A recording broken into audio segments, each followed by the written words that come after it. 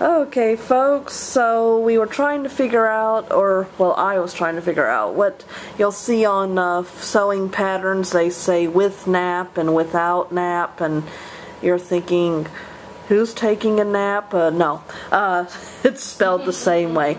Nap seems to indicate, from what I can see, maybe the grain of the fabric.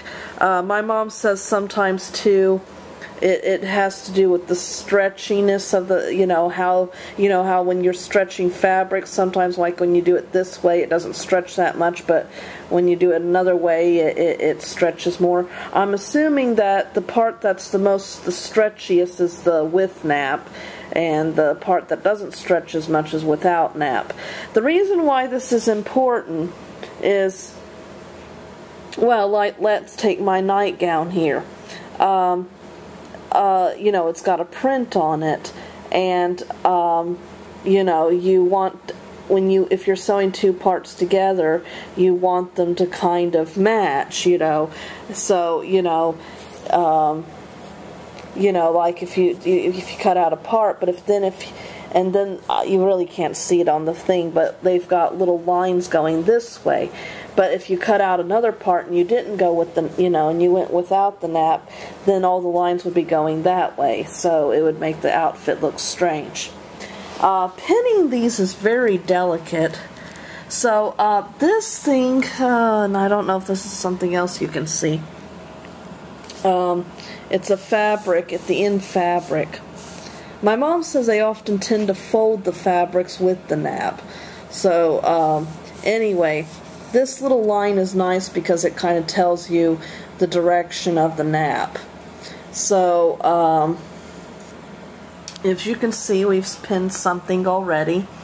It says cut 2 on fold. So we folded the fabric and we pinned it, and pinning was very difficult with the very delicate paper. And now I'm going to, and my mom, we're going to cut along here. And my mom says never to cut in this area because it'll change the color of the fabric. And so, yeah, I'm going to cut along here. And so that's what I'm going to do now. And it's important to try to keep this straight.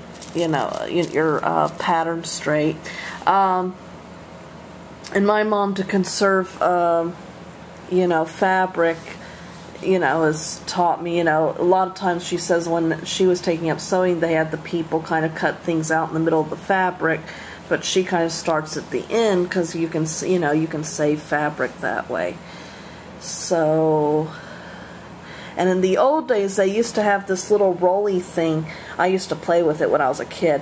It's this, I don't know why I did it. It had sharp ends, I believe. Didn't it have a sharp end? Yes. Yeah, it had sharp little ends, and you would kind of go along, apparently, with the pattern, and it would leave chalk on, or some chalky something on the fabric.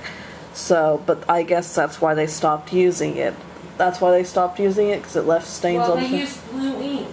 And it would leave ink on the fabric sometimes. Oh, okay. So, but she said in a lot of ways it made things easier. Okay, so enough talk, getting to action. Okay, on the instructions it says cut 2 on fold. So I cut out one thing, and rather than unpin the pattern, my mom just said, well, just put it on top again. Now I didn't have enough to go side to side, so I cut off a little bit of the excess fabric, the little bits, and we refolded it, making sure to keep it in the same direction. And yeah, we cut off that little bit of fabric, and you make sure you're keeping it in the same direction. And see, well, there's a line up there, and be sure to keep it straight. That's important. And then we're going to kind of repin it so that it's the two, you got the two fabrics together. And But keeping straight is the important thing here. This is my doll Juanita. She's going to be my model for this dress. And anyway, reason why she's out here at the moment, because it's a little too early really to have her to be modeling, is that my mom was saying that I might want to give myself an extra border. As you can see, this says, this part says skirt front and back. Cut one on the fold of the fabric and cut one on the fold of the tulle. The tulle, which is that net stuff, is going to be going underneath the dress to make it all poofy. Anyway, my mom was talking about how the dress is when you do the waist of the dolls, a lot of times you find that it's not floor length, that their feet show through and all that. So I was seeing if that was the case. Can you show? I won't show your hair or anything.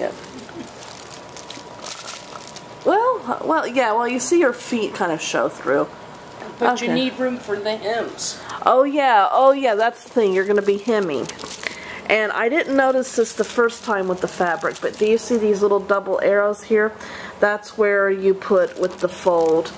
That's where you're going to be. And you match the dark line up with the edge of the fabric. Okay, so I had taken a little break to eat. Sewing makes me hungry. Okay, so as you see here, we're giving more room.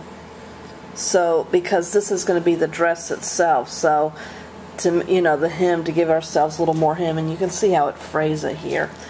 We're giving more room. And my mom says she does them, one at a time, because, sometimes there were people that used to kind of put all the sewing patterns on the fabric and then cut them out. But it slipped and all that. I would think that would get a little complicated. Right. Well, it's just that it weighs fabric. And then if you put the different layers, like the silk and then the tulle, it'll slip under it. Okay. And so this has pretty good sound, but anyway, she was saying you don't do it because it slips. And another thing is that with tulle, if you're going to iron it, put a handkerchief or something between that and the iron, because irons will burn the tulle. I didn't know you ironed tulle, but oh well. So, okay, so there we go. With number 8, we're only cutting out one, so we don't have to double over the fabric.